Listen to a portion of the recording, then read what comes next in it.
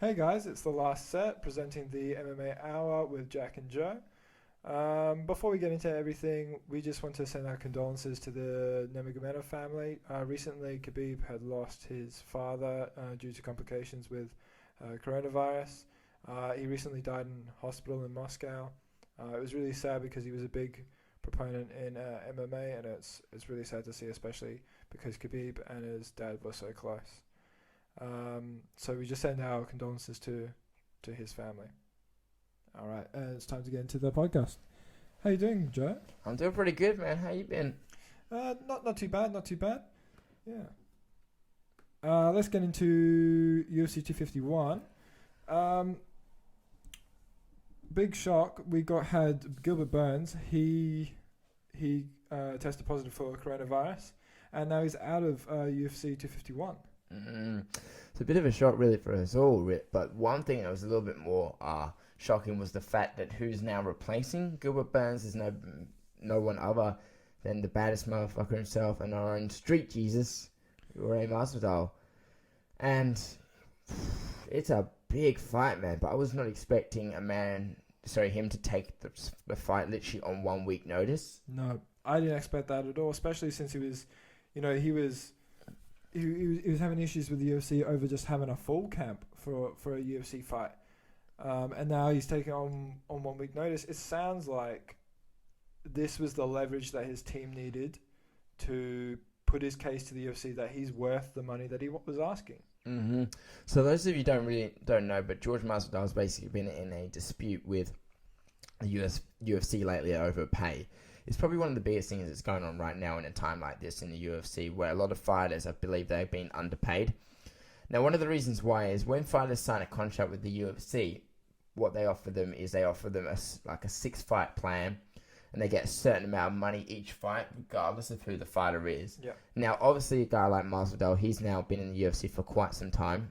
He's risen to star power after a total of, I think it was after 33 wins and 13 losses. Then he finally got the break that he was looking for.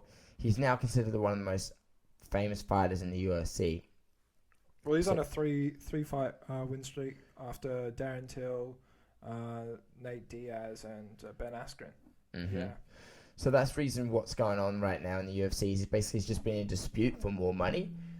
And so obviously I wasn't expecting him to take the fight on such short notice. I'm guessing the pay must have been pretty big for him. It sounds like Dana gave him the money that he was really asking for. It sounds like it. I think it sounded like exactly what he needed to put his point across and get that bread. I'm so happy that somebody came in, because when Gilbert Burns tested positive for coronavirus, everyone was like, oh no, because this was UFC Fight Island. This was UFC 251. It was going to be this massive fight. Kamaru Usman versus the biggest prospect, who we were kind of betting on beating Usman. Let's be real, because he's quite a dangerous character. And then he tests positive. We're sitting there going, like, holy shit, what's going on? What's going to happen to the UFC fight? Mm-hmm. Well, one thing we were really expecting is one thing we weren't expecting was Jorge Masvidal to actually be the one to replace Gilbert Burns. We were kind of hoping it was going to be Colby Covington, because his last fight was a loss to Kamaru Usman, which was for the interim. Was it for the welterweight title? No, it was for the welterweight title. For the welterweight title. Now, the welterweight division is already a stacked division. We've got some big names in there. So clearly it wouldn't have been hard to find a replacement who was at the same same star power or popularity. Mm-hmm. But for it to be Jorge Masvidal, considering that he's already probably one of the biggest names in UFC right now. Yeah. And we were hoping it would be Colby Covington because of the fact that he just loves to stir shit up and he loves to get into Kamaru Usman's head.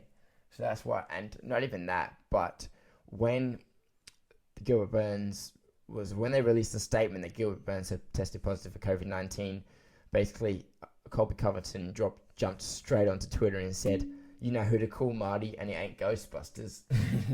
In classic Colby style. Well, Colby, he did really well against Kamaru last time.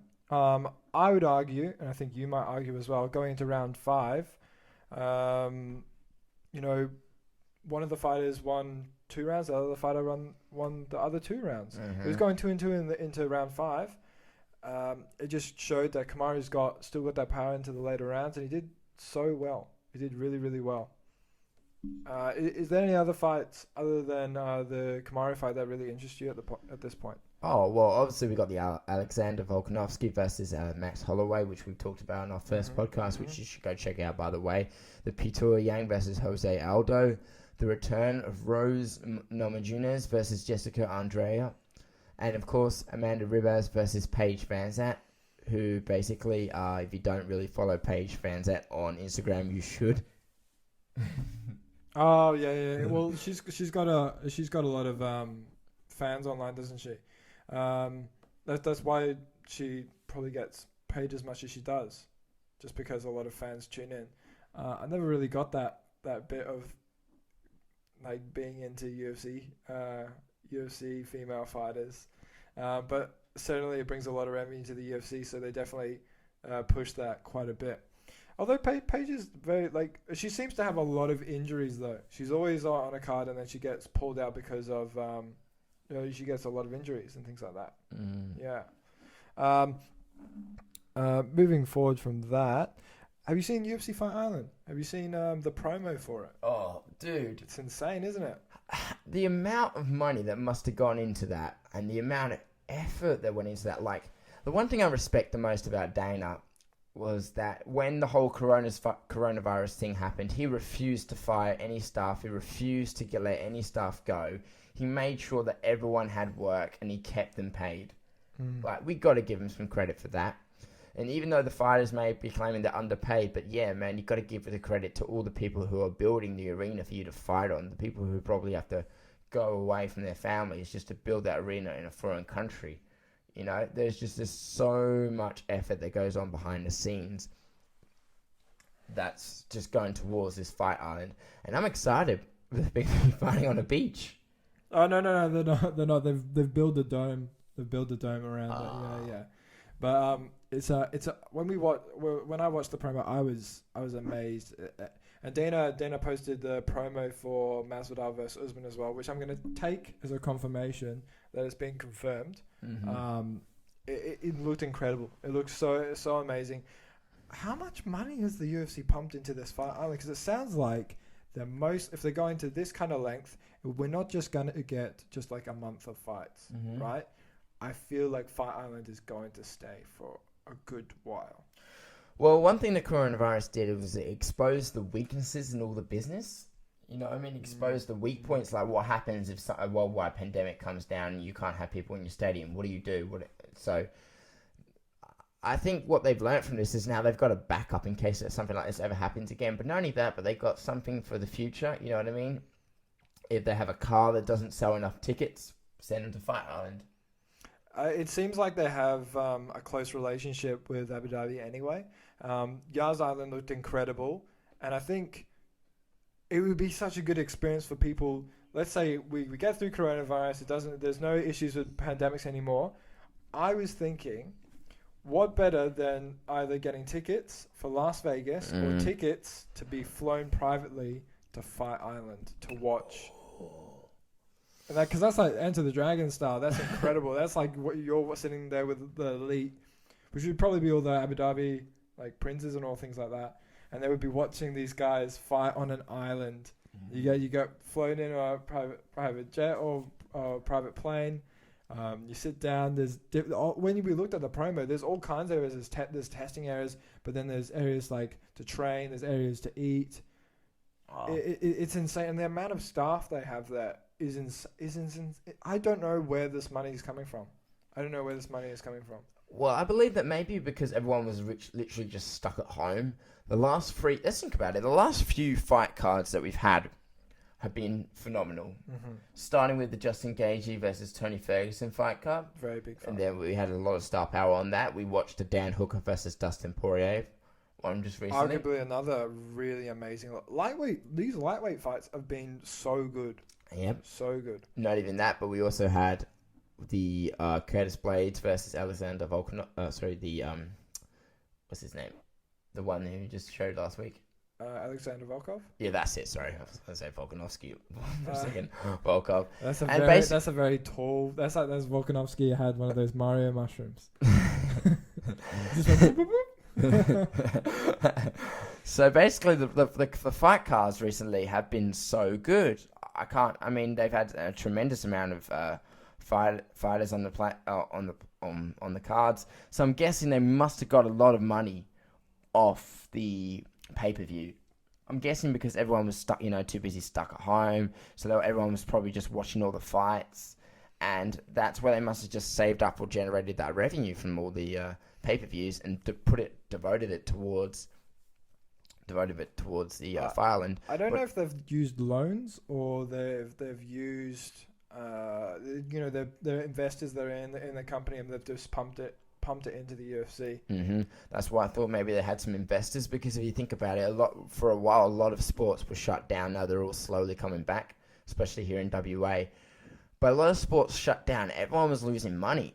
But the thing is, the UFC fighters were still getting paid, and they were still keeping them going. So that's why. Because I feel like a lot of people who weren't really fight fans before COVID, then COVID happened and they were looking for something to watch, probably turned on the UFC. It was the perfect... Well, the thing is, Dana knew what he was doing. He knew that when no sports were going on, they would tune into ESPN, and what would be going on there? The UFC. They brought a lot of more casual fans to the sport, and the UFC is very good at bringing casual fans to the sport. I don't see an issue with how they've played this. They've shown that they can do it safely. If they do test positive, they're off the card. If they test positive afterwards, then they have to be quarantined. They haven't had any issues with deaths or fatalities or anything like that. Dana knew what he was doing from the start, and he literally said from the start he did not care. I'm really glad that a lot of sports are coming back to the TV and to the mainstream media, because for a long time during coronavirus, where a lot of people were cooped up, there were no sports going on other than the UFC. Oh man, speaking of coronavirus, we've got every day here in Australia, all the states are getting better. All the states are unloading except for one. Victoria, New South Wales, man, what are you doing? They bumped up by about 100 cases or so. They recorded 182 new coronavirus cases over the weekend. Not even that. But this is just recently. All the hard work of Victoria and what happened in New South Wales has now completely been undone. But here's the other sort of trending news that's going around for coronavirus. And that is that there's a new strain of coronavirus that is 4 times more mutated. It's 4 times more deadly than this previous coronavirus. Yeah, that's the one. Yeah. It's more infectious, but it doesn't make people sicker. That's what it is. It's 3 to 9 times faster at spreading, but it doesn't make people sicker. However, that was the whole issue with coronavirus, that it spread so quickly. That was the issue, right? It spread so fast. It doesn't have more tougher symptoms. However, is far more infectious than the previous strain of coronavirus, and that's scary, man. That's really scary. The goal of a virus isn't really for it to kill its victims; it's literally to survive and spread. Yeah, so it can infect as many hosts as possible. Some of them. Really, in terms of infecting many cases possible, right? Brazil right now has got over 1 million confirmed cases, so 1.6 million confirmed cases, 64,000 deaths, and right now in the United States, where it's still really prevalent, over 132,000 cases. And not even that, but some countries that closed their borders at the start and let people out, such as India and Russia, they're still climbing in terms of cases, man. Well, we know here in Western Australia, we're doing really, really well. We're definitely one of the model states for Australia. We're doing so well in terms of our cases. There's hardly any new case. Maybe one over the last. Actually, I think we had a few. We did? Yeah, I believe we had a few. It was because it was just people returning from overseas, and that's a majority. That was a majority of the cases that happened here in Western Australia. Yeah. So really, that's just what's going on. But What does this mean for travel? When's travel going to open up? I think it's going to be a while before we even allow. I see it happening in 2021. I Mhm. don't see it happening in 2020. I don't see festivals happening in 2020. And it would have to be early 2021, but we would see them again. Mm-mm. Yeah. Did you have the numbers for Western Australia? Okay, so numbers for Western Australia. Recently, we've had a couple of confirmed cases over the weekend, and then A handful of cases, right? basically a handful of cases. So compared to what was it? What did you say before? 182 for Victoria. Yeah, yeah. Did you know why Victoria had so many cases compared to the other larger states? I do not know why. Is it due to maybe that they have a lot higher density? Could be. But if you think about it, WA, a majority of our population probably exists, like I said, somewhere between the points of Bunbury and Yanchep. Yeah. I would say that's a majority of our population because we're so closely packed together. That's why I was going to say density, because around Perth, it's probably what, there's not that many people in Western Australia, and in Perth, that's where the majority of people are. Mm. Yeah. Well, I mean, coronavirus is pretty much it was an intense time for everyone. It still is for a lot of people. But for us, pretty much, we just played Call of Duty through the whole thing like it was nothing. Yeah, I would just text you like, you want to play COD? And you're like, yeah, man. Yeah, What else am I doing, dude? I'm at home. I can't see anyone. I'm tired. I just want to play COD with the boys again. So that's what we did.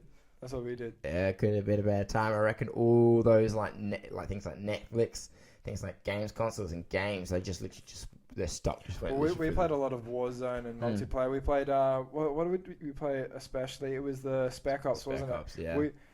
What did we get to? We got to like wave 40 something. 40 or what? No, it was like wave 50. It was like wave 50. No, it went 49. I clocked over to 50, and as soon as it hit 50, wave 50, it just went. Yeah, we just lost connection to the host.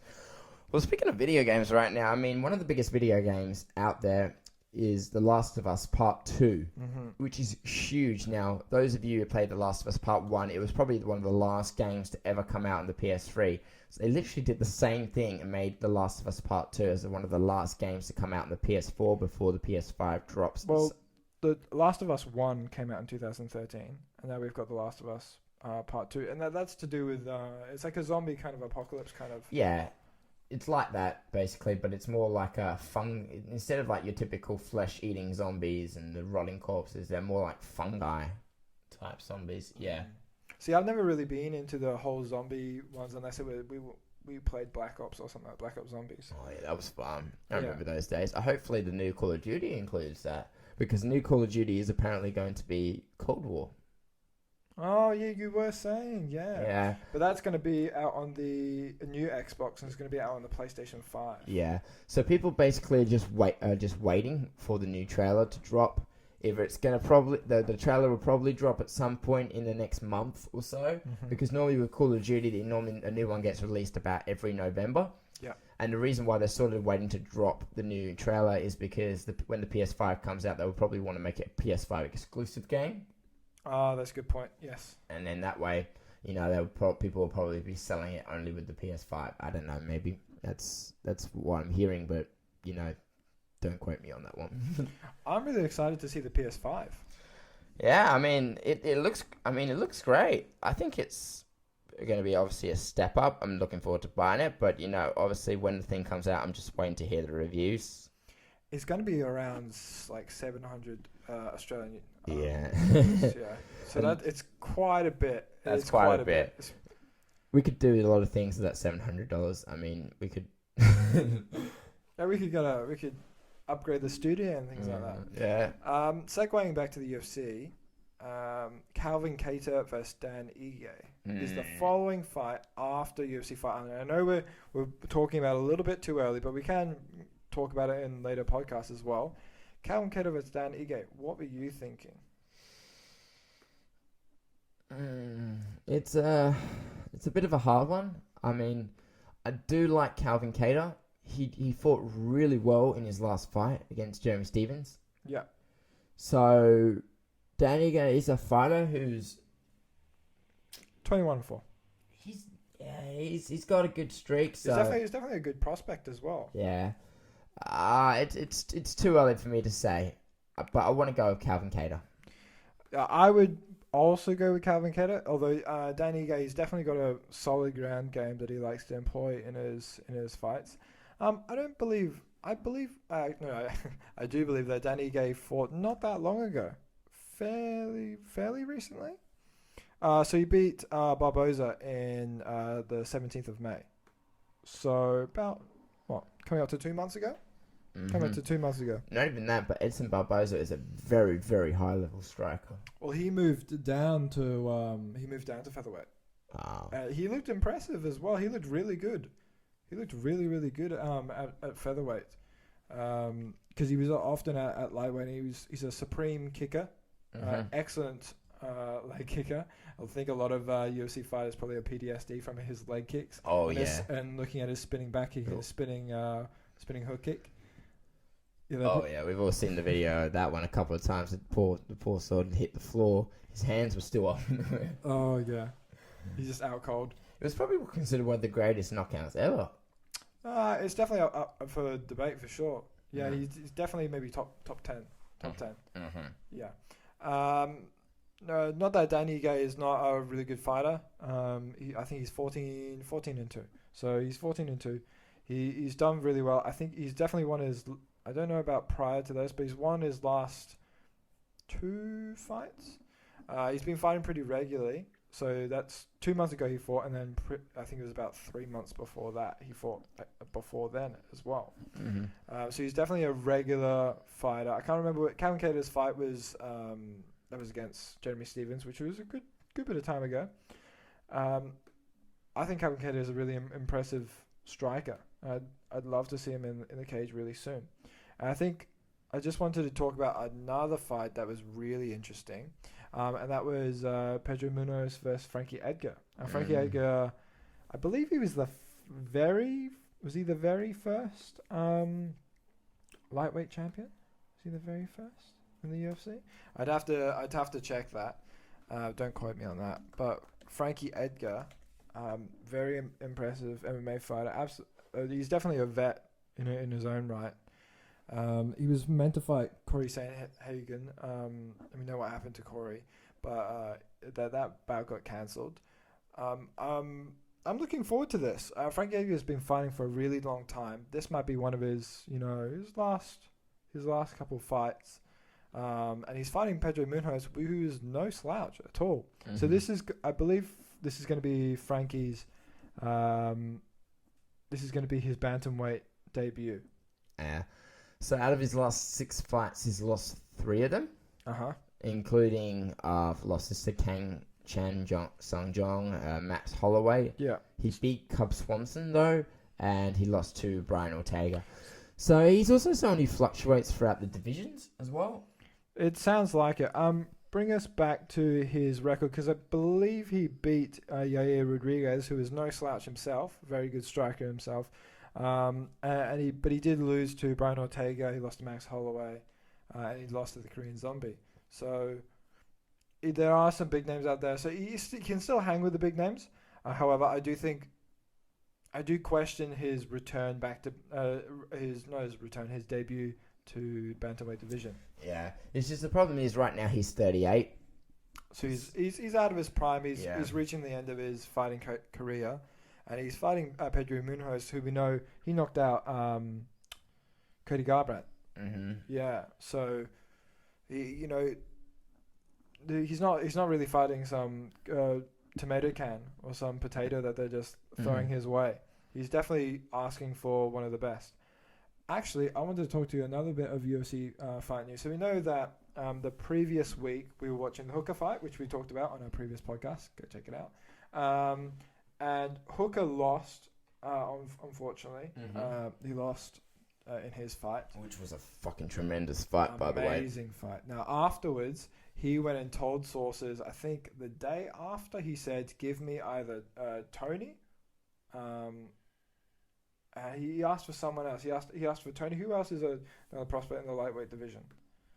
I know he asked for Tony the first time, and he just came off a pretty harsh loss, going through an absolute war, and he asked for Tony Ferguson of all people. You know, of all people. Well, what I gotta say is straight off the bat that with the UFC, we don't always really remember the champions. We always remember them, but we always remember the most exciting fighters. And Dan Hooker just claimed that he is probably one of the most exciting fighters to watch.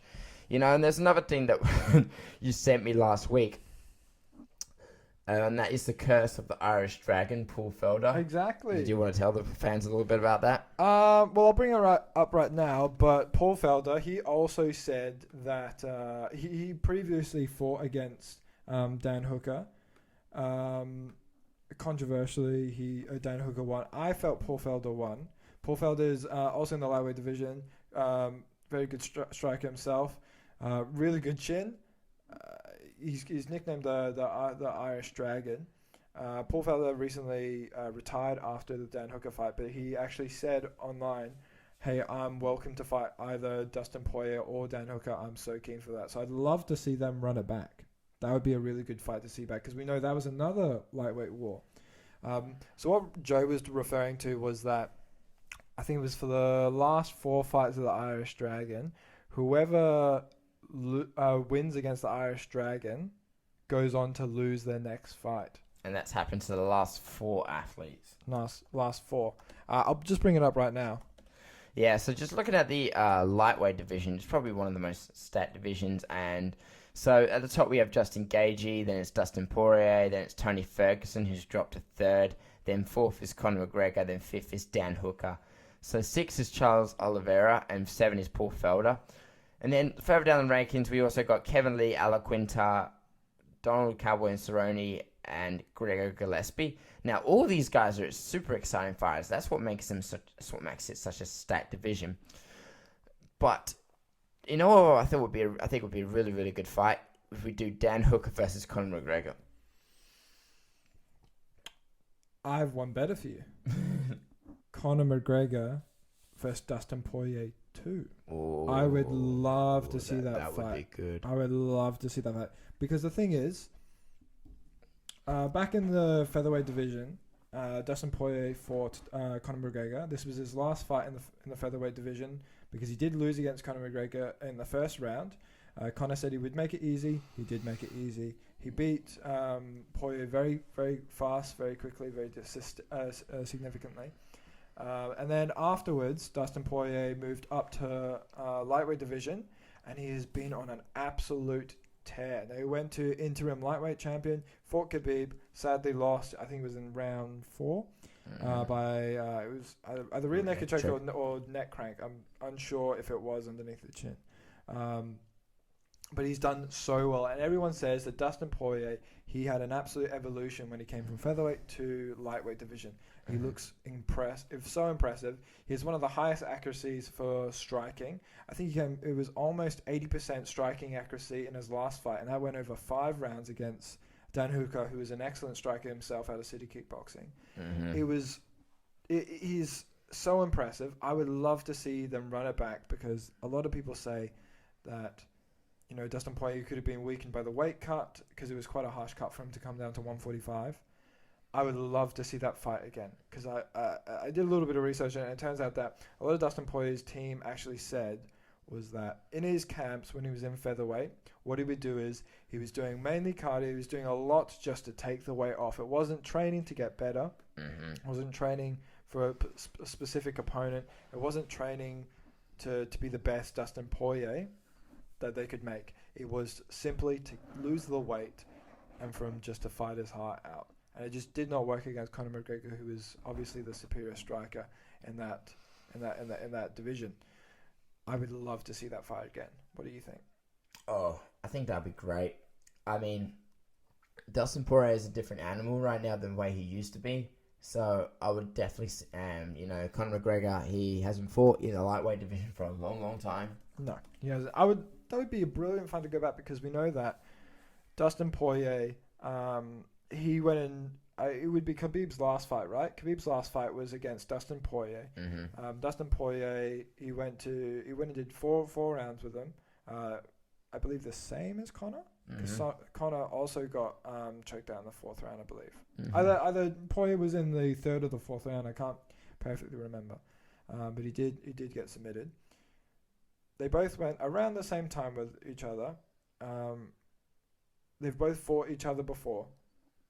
I think Dustin Poirier is ranked number 3 in the... Go down. He is ranked number 2. Mm. So he's ranked number 2. Dustin Poirier versus Tony would be a really good fight as well. Obviously, Gaethje is going against Khabib, which is an excellent fight to make. I would like to see Conor against Dustin Poirier or Tony Ferguson. I feel like there's not a whole lot of stuff he can do at welterweight, unless it's a Masvidal fight. I would love to see Conor McGregor fight Dustin Poirier. I would be so stoked to watch that fight. I would be so hyped for that. Mm-hmm. And again, always going to be a stacked division. And not even that, but a lot of divisions these days are too. We were just talking about the welterweight fight. That's another great division. I mean, right at the top, Gilbert Burns, still number 1. Number 2, Colby Covington. 3, Jorge Masvidal. 4, Leon Edwards. He's considered the dark horse of the division. Mm-hmm. So we've got to give him credit. And we've got Stephen Wonderboy Thompson, Damian Maia, Michael Chasel, Rafael dos Anjos. This is a former champion. Then, of course, Nate Diaz himself. And still trying to climb up the ranks himself is Anthony Pettis. Let's just talk about Anthony Pettis for a while. He's probably one of the most most remembered derailed hype trains in all of the UFC. I mean, I remember for a moment, there was a point in time when the UFC hyped up Anthony Pettis so much. He was sort of like the poster boy for the UFC. He was one of the first ever UFC fighters to be on the Wheaties box. Anthony Pettis was on the Wheaties box. On the Wheaties box. No way. Yeah. There was a point in time when he was a massive champion. And then I believe he lost his title to Rafael dos Anjos. I believe so, yeah. Yeah. He fought again. Anthony Pettis fought Tony Ferguson, which we were watching live in the pub, and that was a really good fight. Oh, that was good. Really good fight. I reckon that could have gone the distance if it wasn't for Anthony Pettis. He didn't break his hand in the fight. He did break his hand. I mean, because we had a little bit of a discussion about who we thought actually was winning at the time. I've watched it a couple times. I still. You could go either way, right? Because I do understand where you're coming from. I still think Pettis was winning. Because he dropped Ferguson quite a few times. Ferguson was recovering. He was doing his little roly-poly thing. He does those little roly-poly things. He's gone for a little barrel roll. But Pettis was winning. He was winning. I believe so anyway. I would have loved to seen that go to the full extent of the fight. Actually, I want to ask you, what is Anthony Pettis' next fight, actually? Because he went up to welterweight. I don't think he wasn't seeing much success there. I think he just had a really tough time at lightweight cutting, and he just said it was so difficult for him to lose the weight again. Mm-hmm. Yeah. Yeah, I mean, that was still a great fight, but not even that. That was a great day because if those of you remember the Anthony Pettis versus Tony Ferguson fight, that was on the day of the Khabib Nurmagomedov versus Conor McGregor fight card. Now, we all know how that went. Now, remember on the day we watched it, there was a brawl on TV both there and also outside in the pub. It was a few, I believe, either Russian or they were Khabib supporters, basically. They were Khabib supporters. I believe they were Muslim. Yeah. And they rocked up to an Irish pub. Which we were eating. We were having a nice full Irish breakfast. It was a good fry up. It was a good fry up. Yeah. And it was two of them, wasn't it? It was like two or three against one big Irish bodybuilder, and he was going, "Oh, come on then, come fight us." Come fight us then. A few drinks got thrown in the pub as well. Yeah. It was just... So straight after Khabib submitted Conor, we stood up on the couch and looked through this tiny little window outside, and then there's the Irish bodybuilder going, "Oh, come on then. Come fight us then. Come fight us." And then there was that, and then who can forget what happened on the day, or straight after the fight, when Khabib jumped the cage, And then he jumped onto Dylan Dennis. Speaking of Dylan Dennis, we haven't heard much from him lately. You do. You just tune it out. He just does a lot of lot of memes. He hasn't fought in a long time. Well, he fights for Bellator. Yeah, he fights for Bellator. Bellator. I don't know about when Bellator is going to start doing fights. I don't know about when One Championship is going to start doing fights again. Yeah.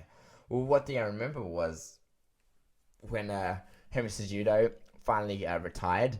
Basically, he just sent out a tweet saying no one cares. Yeah. Well, speaking of Henry Cejudo, he has actually been having some beef with. Well, it sounds like we're just talking about Instagram beef again, but he was having a bit of beef with Ryan Garcia. He wants to fight. He really wants to box Ryan Garcia. I don't blame him because he needs that. He wants that money. He'll take his first girlfriend out on a date. Take his first girlfriend out on a date with that money. Come on, dude. You can't. I don't know. Can't hate him for that. It's just such a weird fight because Ryan Garcia is just a boxer, and for Henry Cejudo to step in the ring with him and fight a boxer in just a boxing match, I kind of see Ryan Garcia winning. I think Ryan Garcia at the moment is undefeated. He is undefeated. He's got very fast hands. He's got quite a few first round knockouts, but so it's kind of hard. I have to go with Ryan Garcia if the chance ever came that Henry Cejudo would meet him in the boxing ring. But if it was the other way around, Henry Cejudo would absolutely tear him apart. I don't think it would last a one round. Yeah. I don't think it would. I don't know. Depends how fast Ryan Garcia can run. Yeah, but the thing is, Henry Cejudo's been trained by the man himself, Mike Tyson. Mm-hmm. There's a lot of videos out there on YouTube of Mike Tyson training Henry Cejudo, and it looks good, man. He's boxing. Well, he was trying to show him how to use the peekaboo style. Mm. Yeah, that Mike Tyson kind of coined and made quite famous. It's one of those fights. It's just like McGregor's kind of started it off, and now a lot of them are trying it. We've seen YouTubers fighting. Now we're seeing a couple more UFC fighters calling out boxing fighters and vice versa. It's weird to see. I'm one of those people as well. Like it's a weird matchup.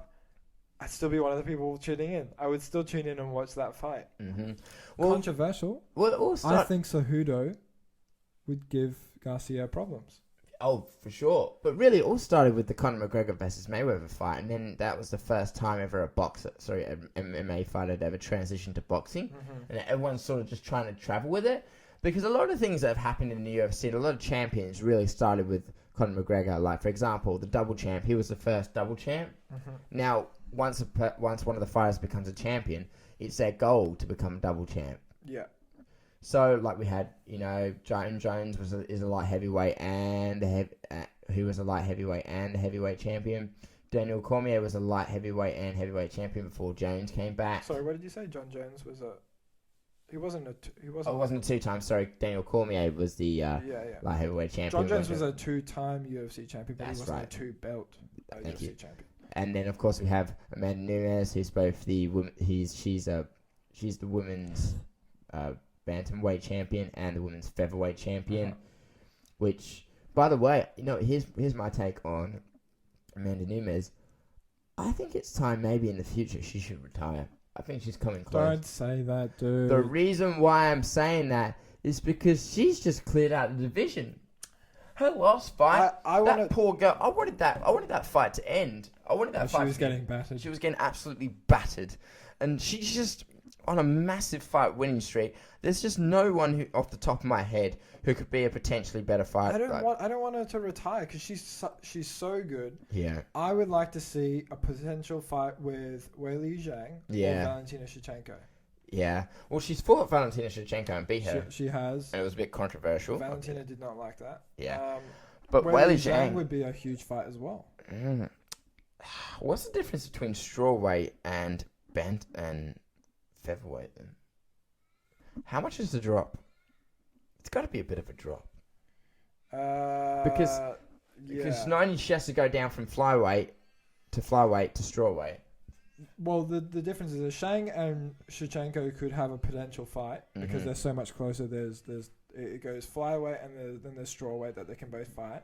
Mm-hmm. Then I would say the person that wins that fights Amanda Nunes. That would be impressive. because Amanda Nunes has bantamweight and she has featherweight. We know Valentina has flyweight, and we know Zhang has strawweight. There's quite a big difference for Zhang and Amanda Nunes.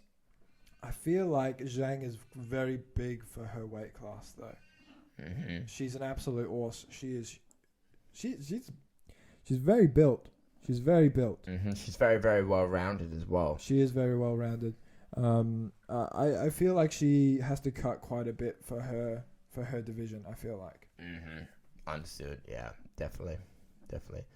I mean, it's so an the exciting reason why time. The reason why I say that I think she cuts a bit is I don't think it would be that hard for her to fight Amanda Nunes at bantamweight. Yeah, I don't see it being that hard. It's just an exciting time for female fighters. Female fighters are really, really starting to build right now over the past couple of years. Yeah, definitely. Like Weili Zhang, Valentina Shevchenko, Amanda Nunes, and of course there's some stars out there like Joanna Jędrzejczyk, Rose Namajunas, and then we've got some other potential upcoming fighters, and then we've got, names that are becoming some household names. We got Michelle Waterson, Paige VanZant. It's good to see the women's division getting a lot more built, and I want to see where it goes, and it's an exciting time. Well, you had the Ronda era when she kind of brought it to the UFC. You had she had a big rivalry with Miesha Tate. It's really weird to see how it's transferred. Actually, no, there was Holly Holmes as well. Holly Holmes as well. The three big names were kind of Ronda Rousey, Miesha Tate, Holly Holm, and that was the main big money stars. And now we've transitioned where the UFC's done quite a good job at really pushing their female fighters. They have a huge amount of female fighters that the majority of fans do know. It's great to see that the female division has grown to this, where a lot of their fights, they're on the co-main or they're on the main event. It's really good to see. Really, really good to see. That Rose Namajunas fight against Jessica Andrade at UFC 251, we're very hyped for, aren't we, Joe? Yeah, it's going to be a really, really good fight because Rose Namajunas, she lost her last fight to Andrea, basically from getting slammed. And it was probably one of the nastiest knockouts I've ever seen, especially for the way that it happened when she landed on her neck. Well, Rose is a very scary knockout, but Rose was winning up to that point.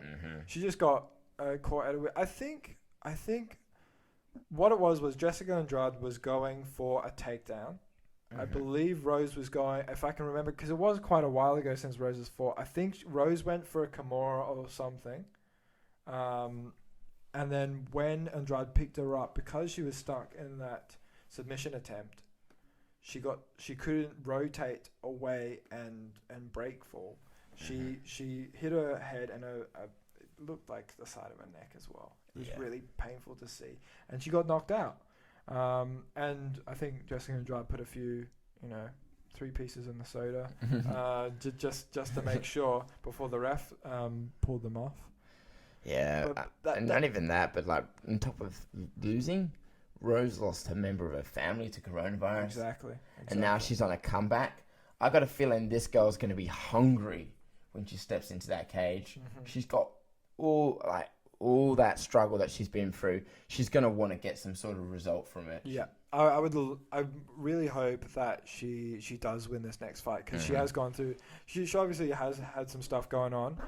She was a really good model for the sport as well, because she was very humble. She never really rose against any fighters that were getting. When Joanna was was going after her quite a bit. Yeah, she attacked her for her mental health, and not even that bad. The waiting, Rose Namajunas was basically just chanting the Lord's Prayer while fucking Joanna was staring her down. Then when she came into the cage, she was having deep breaths, she was shaking a little bit, and then something just clicked in her head, and then she just unleashed. It sounds like once she was in there, that kind of stuff, it just falls away. I know Darren Till spoke about it before, because I quite like Darren Till, actually. he says that we're doing the walkout, and up to that point when Bruce Buffer is talking, that it's nerve-wracking. And he says, like, for the first couple moments of the fight, he's super nervous and that. But then when you're in the fight, he just washes away. It's probably a bit of adrenaline and things like that as you walk to the stage. So that's huge. That's why I think a lot of fighters are a lot more calmer. They're a bit more. We're getting more precise knockouts because we're lacking that crowd. Because they're a lot more. I think they have a clearer mind, and I think they're a clearer mind, and they're able just to relax and relax. Okay, so we've actually had a confirmation via Ariel Hawani that it actually has been confirmed that Masvidal has passed his test for coronavirus, and it's going ahead. I could not be more stoked for this fight. I'm so glad that something has happened, and I'm so glad we've got a really good substitute for Gilbert Burns, you know? Masvidal leaves tomorrow morning for Abu Dhabi. It's on. I'm so happy about this fight. Not only that, but if if it goes forward, the fight, we're still waiting for an exact confirmation. Then, well, Masvidal has the longest run before a title fight. So he's had 48 fights before a official shot at the title. Because the baddest motherfucker title isn't like a legitimate UFC title. It's just a hype title. It was a hype title. And it was a big money fight, and it definitely worked. I would say, I just want to have an official prediction. I believe Kamaru Usman will win. I believe it will be by decision or submission. And I reckon we're probably going to be here watching it. We will be watching it. We're definitely watching it. I feel like Kamaru Usman and Jorge Masvidal's endurance is very similar. Whether or not Masvidal has been doing his camp on the sidelines in case anything has been going on, we know he's got a very good work ethic. We know that Usman and his gas tanks are very similar. We know that Masvidal's striking is most likely much better than Usman's. However, Usman's persistence, his wrestling ability that he can tap into any time, I feel like Usman edges it out. What do you think? I feel like Usman does edge it out, but you never know because Masvidal, all he needs is that one strong right hand or a flying knee. You know what I mean? Oh, yeah, definitely. Like, we know that he's knocked out Darren Till, so he does have knockout power. He's knocked out a natural middleweight. It's hard because Kamaru Usman, he's known for being that guy, gets up nice and close. He likes to wrestle with you, likes to bring you to the ground. You know, he's got such a prominent wrestling background, but Masvidal is more like a bully fighter. You know, he likes to be the one who's always constantly He puts on that pressure. Puts on the pressure.